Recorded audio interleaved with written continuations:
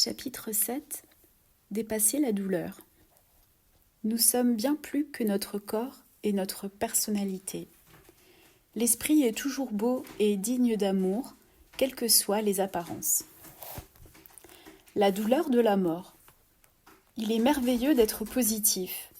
Il est aussi merveilleux de reconnaître ce que l'on éprouve. La nature vous a donné des émotions pour vous permettre de vivre certaines expériences.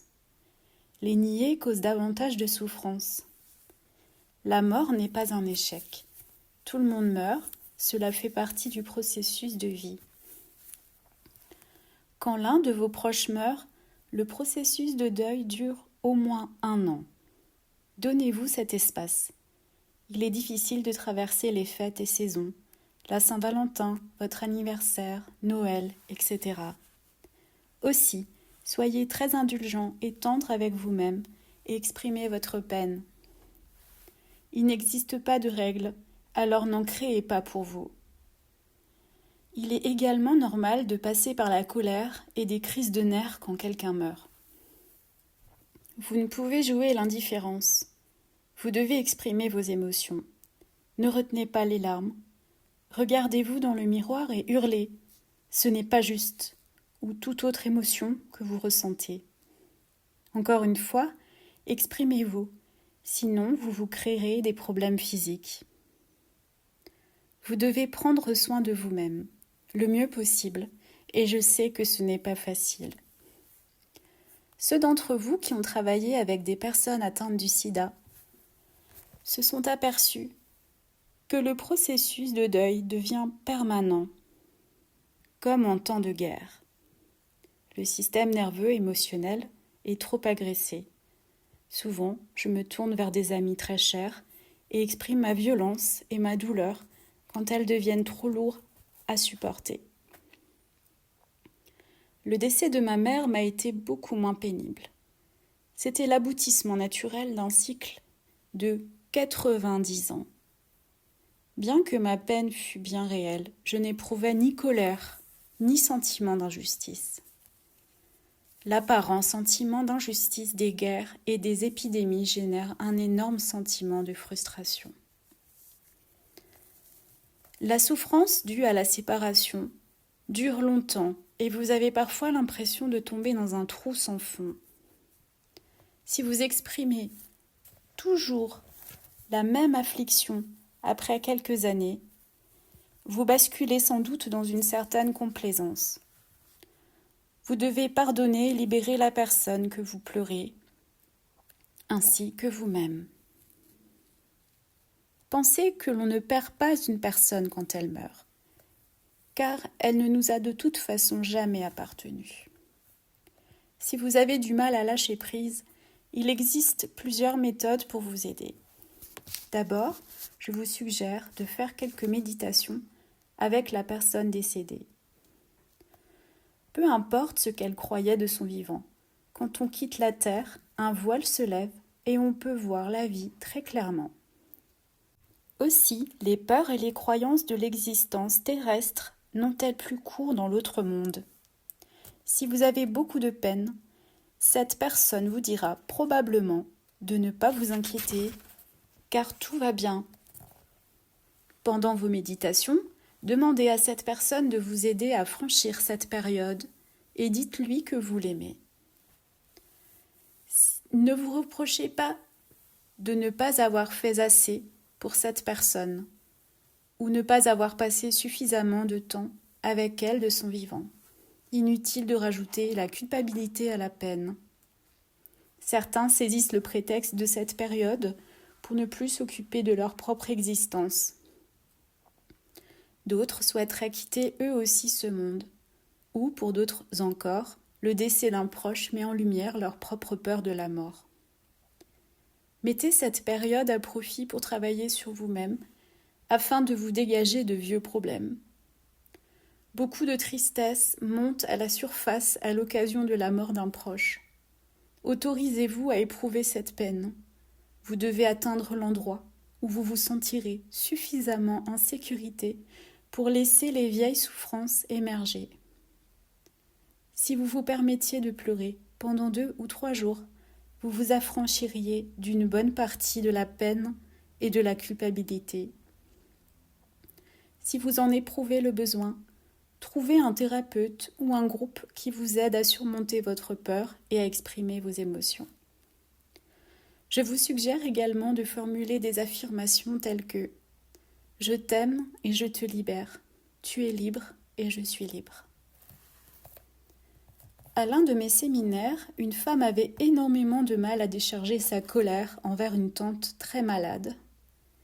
Elle redoutait affreusement que celle-ci ne parte avant qu'elle ne réussisse à lui exprimer ses sentiments quant au passé. Il restait bloqué en elle. Je lui ai suggéré de travailler avec un thérapeute, car les séances individuelles peuvent se révéler très efficaces. Quand nous sommes bloqués dans quelque domaine que ce soit, tendre la main pour chercher de l'aide est un acte d'amour envers nous-mêmes.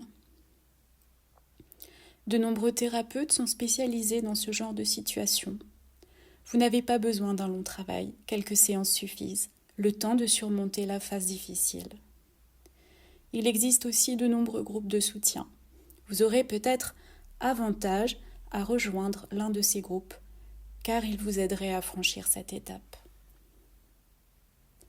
Comprendre notre douleur. Nombreux sont ceux qui vivent jour après jour avec une douleur que rien ne vient soulager. Cette douleur peut n'occuper qu'une petite partie de notre existence, mais elle peut aussi y régner en tyran. Mais qu'est-ce que la douleur ? De l'avis général, nous nous en passerions volontiers. Voyons ce qu'elle peut nous apprendre. D'où vient-elle ? Qu'essaye-t-elle de nous dire ? Le dictionnaire définit la douleur comme sensation pénible due à une blessure ou à un trouble pathologique, aussi bien que souffrance ou tourment mental ou émotionnel. Étant donné que la douleur est la conséquence de mal-être tant psychique que physique, il est clair que et le corps et l'esprit y sont exposés. J'ai récemment été le témoin d'un exemple fantastique pour illustrer ce point. J'observais alors 2 fillettes qui s'amusaient dans un parc public. L'une leva la main pour, en jouant, taper son amie sur le bras. Avant que la main n'ait touché le bras, l'autre s'est écriée « Aïe !» La première petite fille la regardait avec étonnement. « Pourquoi dis-tu « aïe » ? Je ne t'ai même pas encore touché. » À quoi son amie a répondu « Peut-être, mais je savais que tu allais me faire mal. » Dans cet exemple, la douleur mentale a présumé de la douleur physique. La douleur se manifeste sous de multiples formes. Une égratignure, une bosse, une ecchymose, le mal-être, l'insomnie, une menace, un nœud à l'estomac, des fourmis dans le bras ou la jambe. Parfois, la douleur est bénigne, parfois insoutenable, mais elle est là. Généralement, elle essaye de nous dire quelque chose. Quelquefois, le message est évident. Des aigreurs d'estomac qui se manifestent la semaine, mais non le week-end, peuvent indiquer un besoin de changement dans le domaine professionnel. Et qui ne connaît pas la signification de la douleur ressentie après une nuit de libation ? Quel que soit le message, nous devons garder à l'esprit que le corps humain est une machine magnifiquement conçue. Il nous avertit des problèmes, mais seulement si nous sommes disposés à écouter. Malheureusement, la plupart d'entre nous ne prennent pas le temps d'écouter. La douleur est en fait une des ultimes sonnettes d'alarme du corps pour nous avertir que quelque chose ne va pas dans notre existence. Nous nous sommes trompés de route quelque part. Le corps, quoi qu'il arrive, n'aspire qu'à une chose, la santé. Si nous abusons de lui de manière excessive, nous contribuons à créer les conditions favorables au mal-être. Comment réagissons-nous à la première manifestation de la douleur ? En général, nous nous précipitons dans notre pharmacie pour prendre un cachet. En d'autres termes, nous disons à notre corps « tais-toi, je ne veux pas t'entendre. Le corps restera silencieux quelque temps, puis les murmures reprendront, cette fois un peu plus fort. Nous irons peut-être alors chez le médecin pour une piqûre ou une ordonnance, où nous trouverons une autre solution. À un moment, toutefois, nous devrons nous montrer très vigilants, car il est possible qu'un vrai mal-être soit en train de se déclarer. Même à ce point-là, cependant, certains continuent à jouer leur rôle de victime et refusent toujours d'entendre. D'autres prennent conscience de ce qu'il se passe et sont prêts à apporter les changements nécessaires. Très bien. Nous apprenons chacun à notre manière. Les réponses sont parfois aussi simples que de s'offrir une bonne nuit de sommeil, ou de ne pas sortir de la semaine, ou encore de ne pas se surmener au travail. Permettez-vous d'écouter votre corps, car il souhaite vraiment que vous vous rétablissiez. Notre corps veut que vous soyez en bonne santé, et vous pouvez lui offrir votre coopération. Lorsqu'une douleur se manifeste en moi, je m'impose le calme. Je fais confiance à mon pouvoir intérieur qui m'informera de ce que je dois changer dans ma vie afin d'éviter le mal-être. Dans ces moments de paix, je visualise un paysage idéal avec mes fleurs préférées qui poussent en abondance autour de moi. Je peux respirer les senteurs de la brise tiède tandis qu'elle caresse mon visage. Je m'applique à détendre chaque muscle de mon corps. Quand j'ai la sensation d'avoir atteint un état de relaxation totale, je demande simplement à ma sagesse intérieure de quelle manière est-ce que je contribue à ce problème? Qu'ai-je besoin de savoir? Quel domaine de mon existence nécessite un changement? Je laisse ensuite les réponses venir à moi. Elles ne se relèvent peut-être pas tout de suite, mais je sais qu'elles ne tarderont pas à le faire. Et quels que soient les changements à apporter, je sais qu'ils me seront salutaires et que je ne risquerai absolument rien, quoi qu'il arrive. Parfois, vous vous demandez comment vous pourrez accomplir ces changements. De quoi vivrai-je? Et les enfants?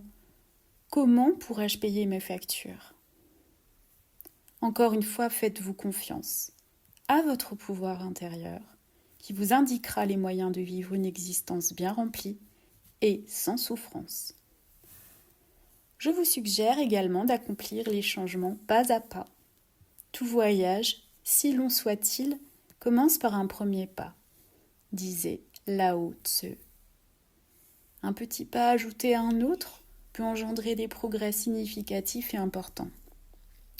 Une fois que vous êtes engagé sur la voie du changement, pensez tout de même que la douleur ne disparaît pas forcément d'une minute à l'autre. Encore qu'il n'y ait rien là d'impossible. Mais il lui a fallu du temps pour apparaître. En conséquence, il lui faudra peut-être quelque temps pour s'apercevoir qu'elle n'est plus nécessaire. Soyez indulgent avec vous-même. Ne jugez pas votre progrès en vous comparant aux autres. Vous êtes unique et possédez votre propre façon d'appréhender la vie. Remettez-vous-en à votre conscience supérieure afin de vous affranchir de toute douleur physique ou émotionnelle.